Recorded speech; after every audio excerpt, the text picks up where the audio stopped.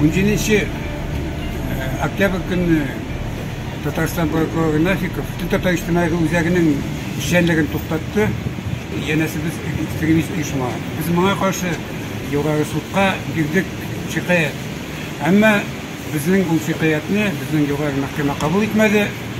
Шулай итеп, biz ул шикаятны апелляция бирдек инде Нижний Новгород безгә җавап бирмәде. Шуңа күрә безгә birden-bir юл калды. Килдем менә приемныйга генераль прокуратурага һәм шикаят калдырдык. Нафик үстеннән шикаят яздык генераль прокурорга, чөнки ул безне экстремист дип ябу ул дөрес түгел. Анда сорыйм Красновтан игътибар итсен Татарстандагы башлаштыкка, андагы бернинди канунга карамыйлар, чөнки шул югары мәхкәмә ул безнең шикаятны кабул итәргә тиеш иде. Аны кабул итмәде. Бар бит КАС деген әйбер, кодекс, судопроизводствосында туп-тугры язып куелган.